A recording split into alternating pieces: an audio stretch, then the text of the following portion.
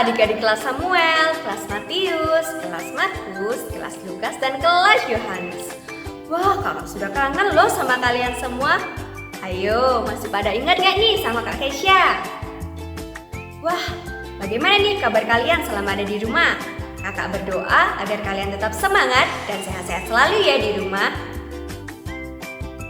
Nah, sebentar lagi kita mau memulai ibadahnya nih. Jangan lupa untuk kita siapkan Alkitab.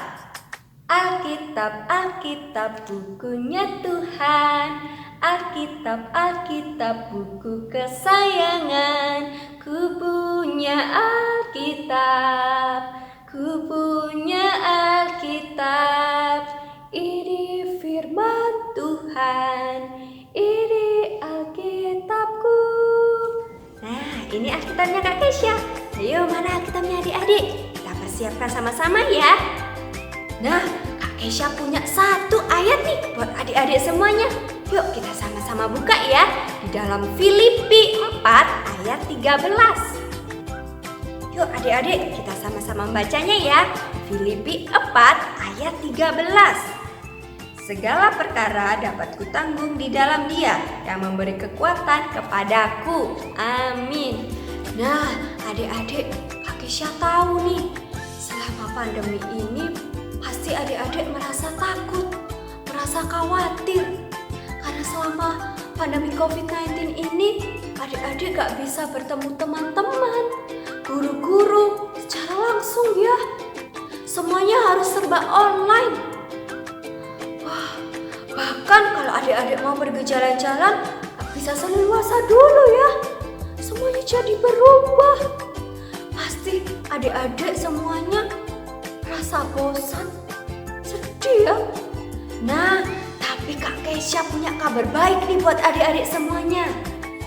Seperti yang kita baca tadi, dalam ayat itu kita diingatkan adik-adik bahwa kita punya Tuhan yang selalu beserta dengan kita. Kita punya Tuhan yang selalu memampukan kita adik-adik. Jadi adik-adik gak perlu khawatir ya, karena ada Tuhan yang selalu ada bersama dengan kita. Yuk kita sama-sama bersyukur kepada Tuhan. Karena sampai saat ini kita masih diberi kekuatan dan kesehatan. Nah, yuk kita sama-sama berdoa agar pandemi ini cepat selesai.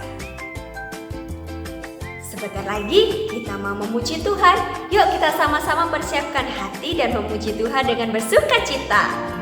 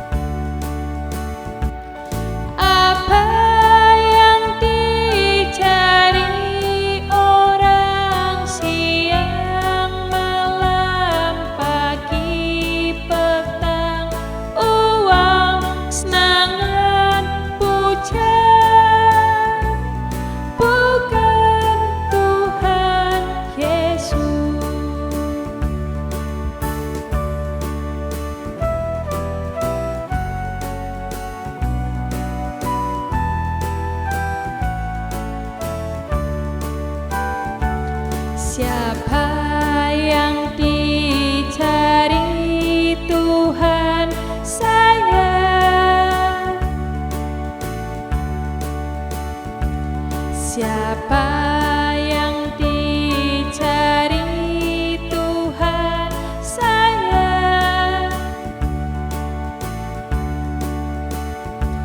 Siapa yang dicari Tuhan siang malam pagi petang? Saya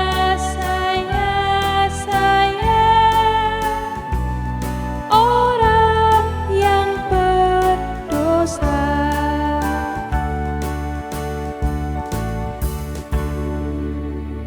Ayo adik-adik, sebelum kita mendengarkan cerita firman Tuhan, kita akan berdoa dulu.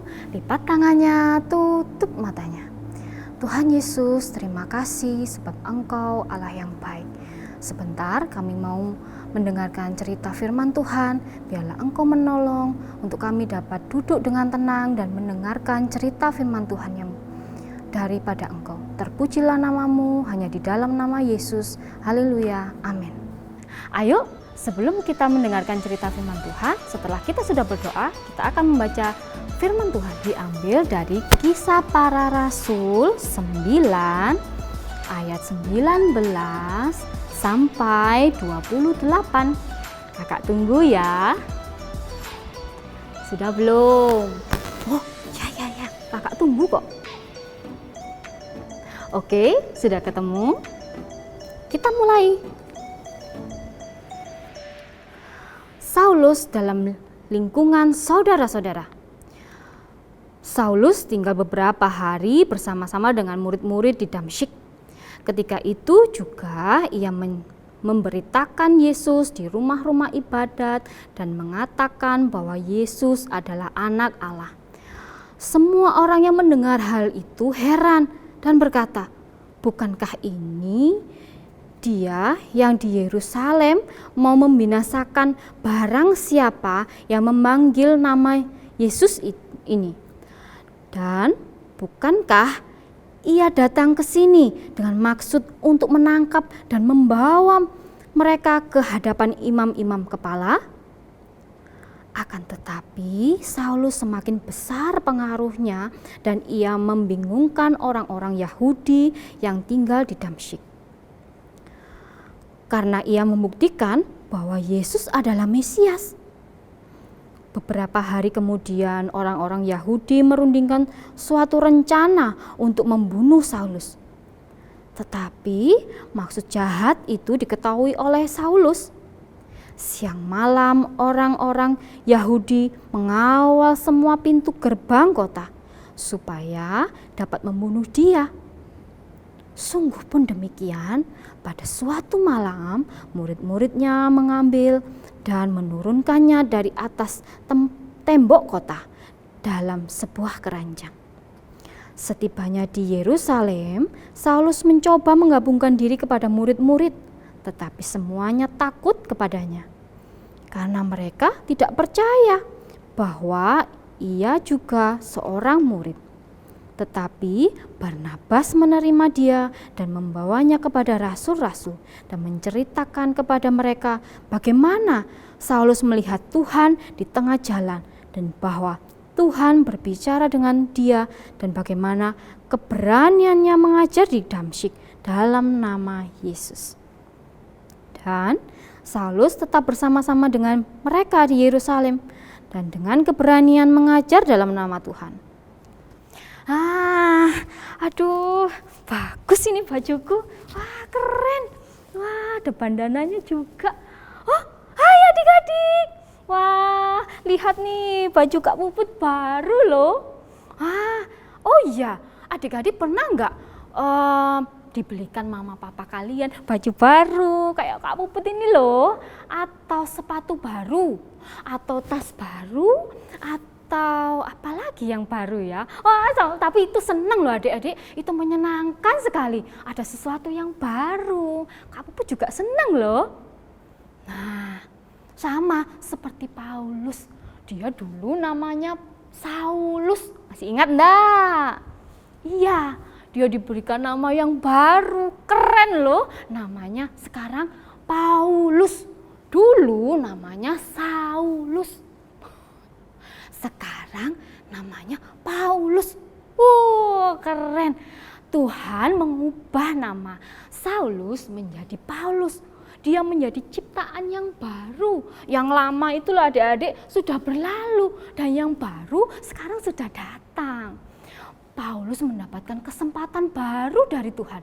Dia pantas nggak ya dia untuk diampuni setelah dulu perbuatannya jahat, sering menangkap orang-orang yang percaya kepada Yesus. Pantas nggak ya dia diampuni, terus mendapat nama yang baru dan menjadi keluarga Allah? Wah, tidak. Dia itu pantasnya itu dihukum, bahkan dihukum mati adik-adik, karena dia jahat. Tetapi sekarang Paulus sudah menjadi manusia yang baru di dalam Tuhan. Dia diberikan hati yang baru dan Roh Kudus sekarang sudah ada di dalam hati Paulus adik-adik. Sekarang Paulus tinggal beberapa hari bersama orang-orang yang mengikut Yesus juga di kota Damsyik. Itu loh adik-adik, orang-orang yang dulu mau Paulus tangkap karena mereka percaya pada Yesus.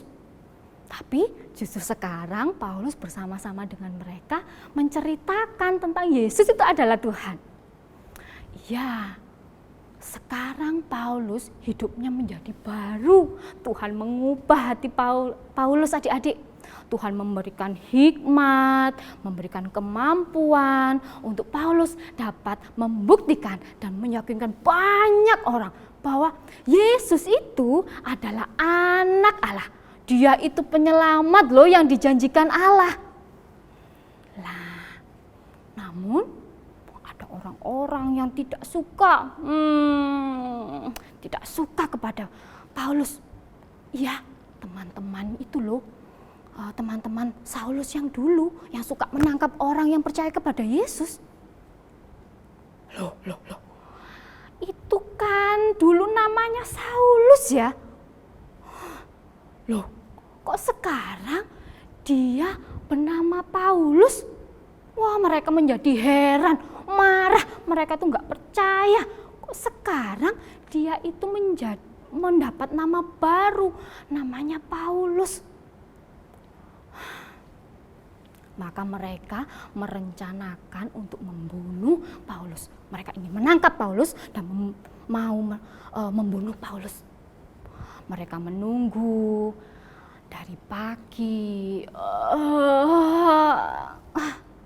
lalu siang, sampai malam. Aduh, capek nih nungguin Paulus ini kok nggak keluar ya. Mereka menunggu lagi dari pagi sampai siang, sampai malam mereka tidur lagi. Ini Paulus kok nggak keluar ya dari kota Damsyik. Aduh, memang adik-adik, dahulu Paulus menyakiti umat yang percaya kepada Yesus.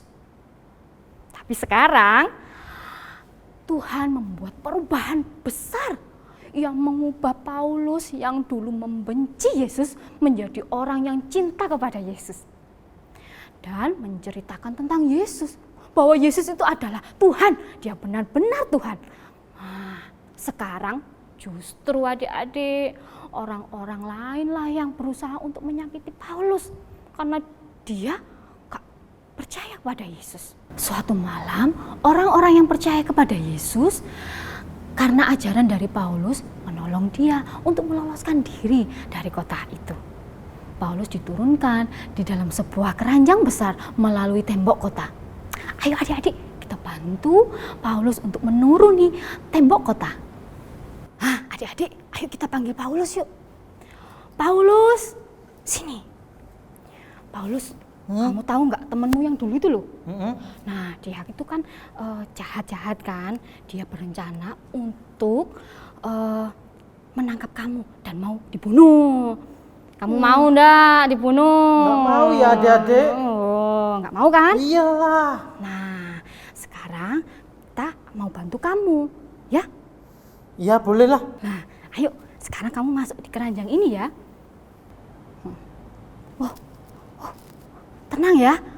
Tenang ya Paulus. Waduh, tinggi adik-adik. Shh, jangan keras-keras, nanti kedengeran. Kamu pelan-pelan ya nuruninnya ya. Siap. Tapi jangan keras-keras. Ini tinggi loh. Ya, sabar. Ayo cepat. Oke. Dua, sebentar lagi. Sabar. Oke. Hop. Dari sana, Paulus berangkat ke Yerusalem. Setelah tiba di Yerusalem, Paulus mencoba untuk bergabung dengan para pengikut Yesus yang lain. Tetapi mereka semua takut kepadanya. Shh. Aduh, aku takut. Loh, kenapa kok takut? Itu kan namanya Saulus itu kan, yang sekarang jadi namanya Paulus itu kan. Dia itu loh yang mau menangkap orang-orang yang percaya kepada Yesus. Loh, nggak apa-apa, jangan takut. Dia itu sekarang sudah jadi ciptaan yang baru di dalam Tuhan. Tapi aku takut. Jangan-jangan dia itu berbohong. Namun, salah satu murid Yesus yang bernama Barnabas. Siapa adik-adik? Barnabas. Ya, good. Barnabas diberikan hati oleh Tuhan untuk percaya kepada Paulus. Bahwa Paulus sudah menjadi ciptaan yang baru, yang lama sudah berlalu dan yang baru sudah datang. Dan membawa Paulus kepada rasul-rasul dan menceritakan bahwa Paulus itu sudah bertemu Tuhan. Mendengar penjelasan Barnabas, rasul-rasul menerima Paulus sebagai saudara seiman. Wah, adik-adik, Paulus senang sekali mendapat saudara baru di dalam Tuhan. Roh Kudus memberi hati Paulus keberanian untuk menceritakan tentang Yesus kepada semua orang. Agar semua orang itu dapat percaya bahwa Yesus itu adalah Tuhan yang sanggup untuk mengampuni dan menyelamatkan. Hanya di dalam Yesus kita itu dapat diampuni dan diselamatkan. Tetapi adik-adik, banyak orang yang tetap tidak mau percaya dan mencoba untuk membunuh Paulus. Paulus, kesini. Ada orang-orang yang tidak suka dengan pengajaran bahwa Yesus itu adalah Tuhan. Dan mereka mau menangkap kamu. Jadi sekarang Paulus, ayo aku antar kamu ke Kaisarea, lalu kamu nanti pergi ke Tarsus ya. Jadi Paulus biar kamu tidak disakiti oleh orang-orang yang tidak suka dengan pengajaran Yesus adalah Tuhan. Setelah itu Paulus pergi ke Kaisarea, kemudian dia pergi ke kota Tarsus. Sesudah itu adik-adik, semua orang yang percaya hidup dengan tenang di dalam perlindungan Allah. Mereka sangat menghormati Tuhan. Roh Kudus menolong mereka untuk hidup benar. Sehingga semakin banyak orang yang mau mengenal Tuhan. Memang adik-adik, Tuhan itu sungguh patut untuk kita hormati. When Jesus say yes, nobody can say no. When Jesus say yes, nobody can say no. Yes, God is strong. Yes, God is strong. When Jesus say yes, nobody can say no. When Jesus say yes, nobody can say no. Ya adik-adik, saat Allah berkata ya, tidak ada seorang pun dapat berkata tidak. Saat Allah ingin mengubah hidup kita, tidak ada satu orang pun menghalang-halangi rencana Allah untuk mengubah hidup kita. Jadi adik-adik, Allah selalu bisa melakukan perubahan yang besar. Allah berkuasa untuk mengubah orang yang berdosa menjadi orang yang mengasihi Allah. Allah juga bisa mengubah kalian sehingga kalian bisa taat kepada Allah dan memuliakan Tuhan. Nah, sekarang perubahan apa ya yang ingin Allah lakukan dalam kehidupan kamu? Mungkin apa ya? Kalian suka membantah orang tua, aku nggak mau mah, aku nggak mau lah itu, aku nggak mau makan sayur, aku juga nggak mau belajar. Atau kalian malas, aku nggak mau bangun, aku bosen di rumah. Atau bertengkar dengan saudara kalian, ini punyaku, kamu jangan rebut-rebut mainanku. Atau kalian malas belajar, capek, aku malas belajar soalnya belajarnya di rumah terus. Adik-adik, ingat Tuhan itu berkuasa untuk mengubah hidup kalian adik-adik. Sekarang ayo kita berdoa ya, biarlah Yesus yang dapat mengubah hidup kalian. Lipat tangannya, tutup matanya. Tuhan Yesus, Engkau Allah yang berkuasa, yang dapat mengubah hidup kami. Dari yang dulu kami malas Tuhan, sekarang kami dapat rajin dan dapat memuliakan nama-Mu. Terima kasih Tuhan Yesus yang baik, biarlah kami, setiap apa yang kami lakukan, kami ucapkan dan kami pikirkan, biarlah semuanya untuk kemuliaan nama Tuhan. Di dalam nama Tuhan Yesus yang baik, amin.